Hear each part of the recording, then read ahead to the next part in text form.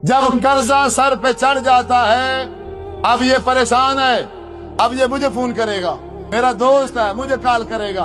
उसे पता है मैंने इसके ऊपर बड़े बड़े एहसानात किए हैं, मैंने इसको फलां मौके पे पैसा दिया, मैंने इसके साथ ये किया, वो किया, फलां किया। अब मुझे कॉल करेगा, अब सूरत ये निकलेगी। मैंने कहा भाई मेरे पास कुछ भी नहीं है, मैंने जवाब दे दिया। दूसरे दोस्त उसने भी जवाब दे दिया, तीसरे ने भी जवाब दे दिया। जितने इसके जानने वाले थे, जहां जहां से इसको उम्मीद थी, इसने पूरी कोशिश की, पर किसी इंसान ने भी इसका साथ नहीं लिया। रिश्तेदारों की तरफ आ गया, कोई बहन, कोई भाई, कोई मामू और चाचू ऐसा नहीं है जो इस मुश्किल घड़ी में इसका साथ दे। अब यूं समझे, अगर 100 दरवाजे हैं इंसान के पास उस मुश्किल से निकलने के लिए, तो अल्लाह तबारक व तआला ने उन 100 दरवाजों में से 99 दरवाजे बंद कर दिए। सिर्फ एक दरवाजा खुला हुआ है। वो एक दरवाजा भी कौन सा है? हराम का, सूद का, बैंक से पैसे लेने का, या जायज कैश के जरिए से 50,000 लेने का। वो एक दरवाजा खुला है। वो दरवाजा भी वो है जो अल्लाह और उसके रसूल के साथ दुश्मनी करने वाला है। बाकी सारे दरवाजे बंद। लेकिन ये इंसान एक लम्हे के लिए ये नहीं सोचता कि ये अचानक मेरे साथ क्या हुआ है। ठीक है, बिजनेस बैठ जाता है, कारोबार में नुकसान भी हो जाता है, समझ आती है। कारोबार में नुकसान हो जाना, बिजनेस का बैठ जाना, पैसों का अचानक खत्म होके ऊपर चढ़ जाना, बंदा मकरूज हो जाए, सब समझ आता है।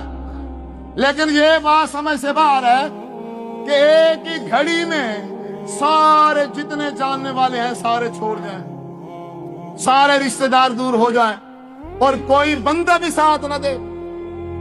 जहां से इंसान मर्जी कोशिश करे वहां से खाली आ जाए।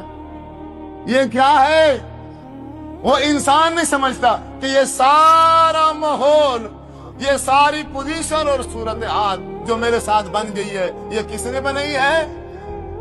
ये अल्लाह तबारक व तआला ने बनाई है। ये बनी क्यों है?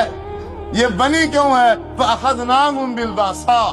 पहले हम रसूल भेजते हैं, फिर हम किताब भेजते हैं। अगर रसूल के जरिए से हिदायत ना आए, किताब के जरिए से भी हिदायत ना आए, फिर हम तंग दस्ती उस पर डाल देते हैं कि अभी तो पैसे के गुरूर में खड़ा है, अभी दौलत के गुरूर में खड़ा है, अभी कारोबार के प्लाट, जमीन, जायदाद के गुरूर में खड़ा है, इसकी अकल में कोई बात नहीं आ रही। हम ये सब कुछ एक ही लम्हे में सब छीन लेते हैं, सारे हालात तब्दील कर देते हैं, मकरूज कर देते हैं। अब एक सूरत बची हुई है, इस कर्जे से निकलने की एक सूरत है, या तो ये सूद उठा के कर्जे से निकल जाए, या फिर दूसरी सूरत ये है कि यही तौबा तायब हो जाए, वुजू करके अल्लाह के घर में आ जाए, रो कर गिड़गिड़ा कर अल्लाह ताला से माफी मांगे और अल्लाह ताला से तौबा करे। अल्लाह ताला से कहे, आय अल्लाह, आज के बाद मैं अल्लाह और उसके रसूल सल्लल्लाहु अलैहि वसल्लम के बताए हुए तरीके के मुताबिक जिंदगी गुजारूंगा, मुझे इस कर्जे से निकाल दे।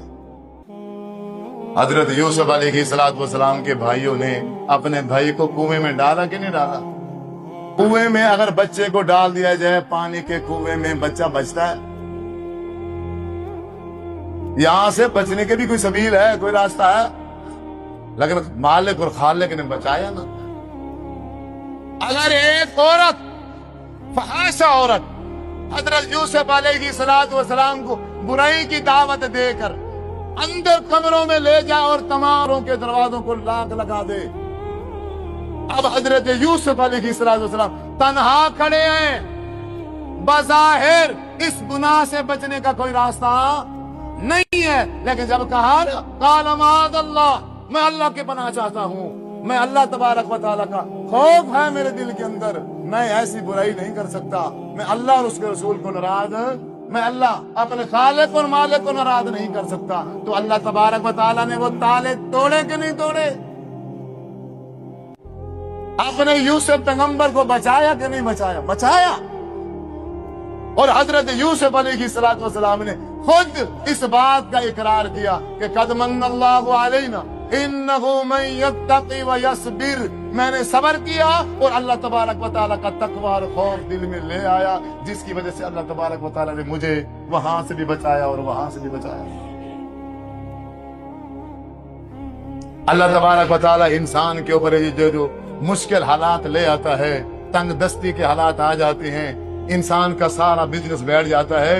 ये अगर इस नुकसान में अगर इंसान को हिदायत नसीब हो जाए तो मेरे भाइयों फिर ये नुकसान नहीं है, फिर ये रहमत है।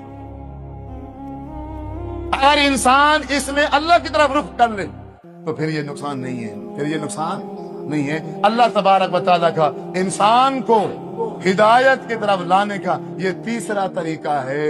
जब वो रसूल की ना माने, जब वो किताब की ना माने, फिर अल्लाह तबारक व तआला की तीसरी सूरत क्या है? अल्लाह ताला तंग दस्ती डाल देता है।